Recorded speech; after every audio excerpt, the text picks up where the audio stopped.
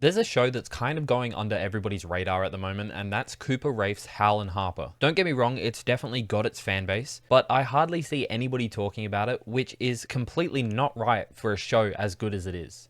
And let me tell you, there's some upsides of being unemployed because I watched this all in one sitting on release day. Yep.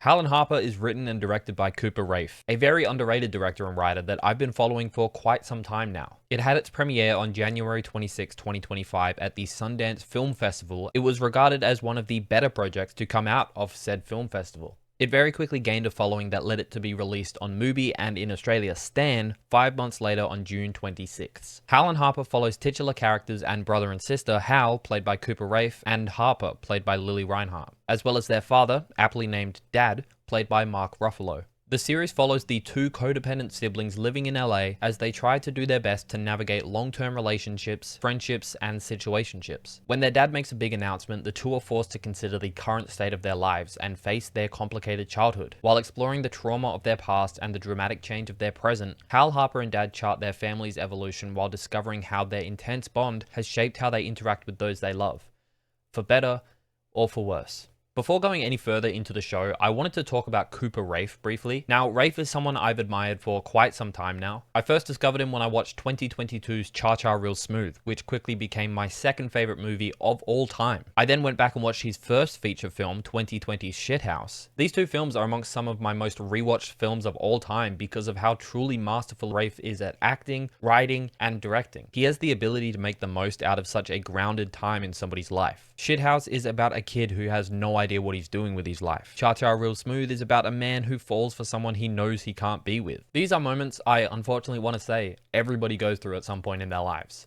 So to create a story that doesn't feel overdone or too simple out of something everybody knows all too well is kind of hard for some films to capture nowadays. And that's one of the many reasons I've been drawn to his work. He only has a small filmography as of now, but every piece he's done is so rich with character and relatability that you really feel like he's got 20 to 30 years of experience under his belt. Everything I've listed above is exactly what HAL and Harper is. It's such a complicated time in somebody's life, but at the end of the day, it's something so many people have gone through. A stage in somebody's life that so many people have gone through. But somehow Raiff manages to turn it into such a compelling and complex story when the source material is a heartbreaking yet common situation a lot of people go through.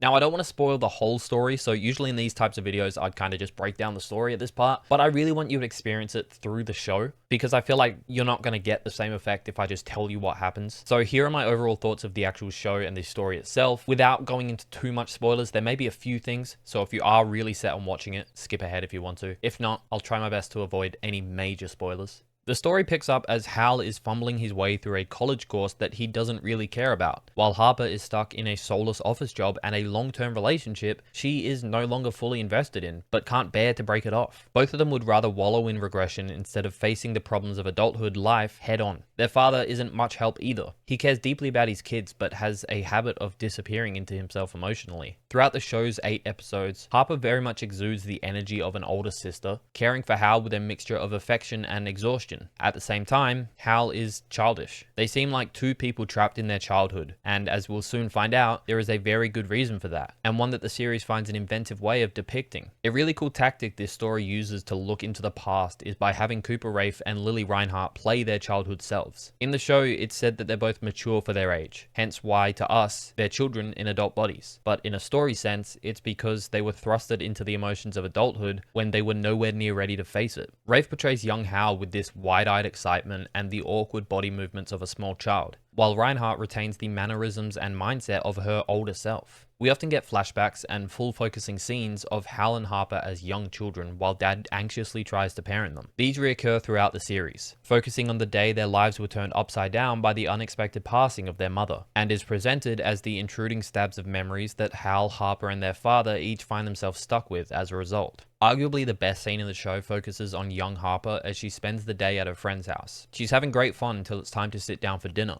She sees how happy this family is. Daughter, brother, father, mother. This really triggers Harper as it's not really something she can have anymore. This causes her to run away from home later that night through tears. As Dad and Hal chase her, She's so riddled with emotions that she can't help but falling to her knees and crying. As Dad holds her and Hal watches on, this is one of the rare times we see the kids as actual kids, instead of Raiff or Reinhardt. This makes it all the more heartbreaking, as it's easy to forget that these adults in a classroom are just kids. Kids that are forced to deal with childhood trauma at such a young age. And when we see Harper as a child break down in her father's arms screaming for her mum, it's all the more painfully real to see. Hal and Harper are just two kids who didn't get to be kids because of their childhood trauma. Conversely, this also means they really never got to stop being kids, as their stunted young selves became frozen in time. It's a really inventive way to show childhood pain turning into adult dysfunction. Like I mentioned, Cooper Raiff is a master at telling his stories through characters, and Hal and Harper is no different. There aren't a lot of characters in the series, but that's a good thing because it helps give more time for the characters that are there to breathe and to be more fleshed out. Let's start with Hal. Hal, played by Cooper Raiff himself, is the youngest of the two siblings, and the one with the least amount of knowledge on what his life should actually be. He relies heavily on Harper and Dad to a point where he doesn't really know how to operate without them. We see him in school where he's just awkward and lonely, but desperate to fit in and make friends. He's a kid at heart. We see this as Hal gets older. His tendencies from the 2 points in time remain the same. He's immature, he relies on other people, and he struggles at watching everyone else around him grow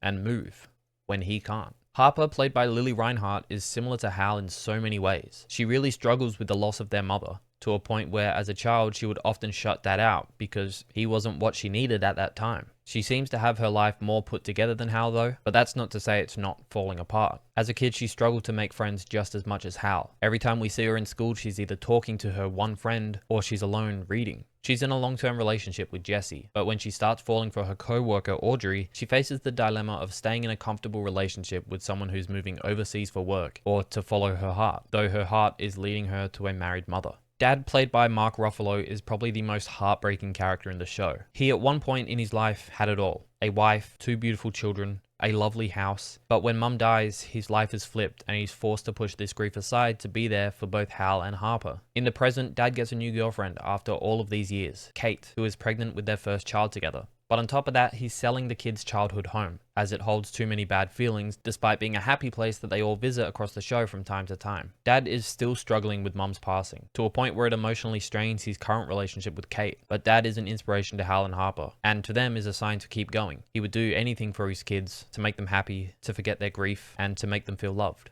There are a handful of supporting characters in the show as well. They definitely do get their spotlights, but they aren't as focused on as the main 3. Kate, played by Betty Gilpin, is Dad's new girlfriend. Throughout the show, she's pregnant with their first child and is still finding a way to fit into Hal and Harper's lives. Jessie, played by Alia Chanel Scott, is Harper's longtime partner. She's thrust into a situation where the love of her life is cheating on her, and feels as if Harper doesn't want the relationship to continue. Audrey, played by Addison Timlin, works with Harper, and the two gain some strong feelings for each other. Audrey is married with 2 kids, but can't help fight her feelings for Harper. And finally, Abby, played by Havana Rose Liu, is Hal's on and off girlfriend. The two clearly want different things and just can't seem to get the timing right to be with each other.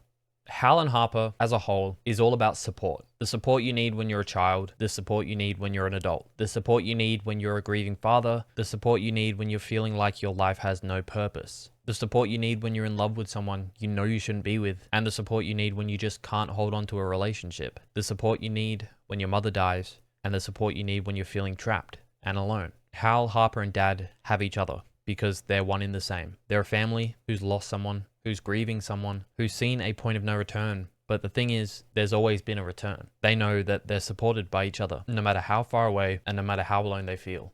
And that's what I like most about this show. Its message, as shitty as it is to grow up, no matter how good or bad your childhood was, and just how shitty it is to be stuck somewhere, you are never alone. Hal, Harper, and Dad are a family. But this series goes on to show that this support system could be anyone to you. It could be family, it could be friends or partners. As someone who has no idea what he's doing with his life, as someone who is so damn scared of growing up, and as someone who depends so heavily on other people, I see myself in Hal. As someone who's been stuck between comfort and what I really want, I see myself in Harper. As someone who's felt the need to bottle up their emotions until it's just impossible to hold on to anymore, I see myself in Dad. I feel so seen by Hal and Harper. This show, the characters, these performances, the story. I've been lucky enough not to have faced a big loss like Hal, Harper, and Dad have, but what I have faced is something they faced as well. Life. It's brutal, it's unforgiving, it'll torment you and beat you when you're down, it'll make you feel trapped when all you need to do is find support. Like Harper said to Hal when he was stuck in a tire swing, If you're really stuck here for the rest of your life, I will be here too. because no matter how alone or stuck you feel, that feeling won't last forever. Hal and Harper hit almost too close to home for me. There were so many story beats and character traits that were just too similar to me, my sister, my dad, my relationship with them.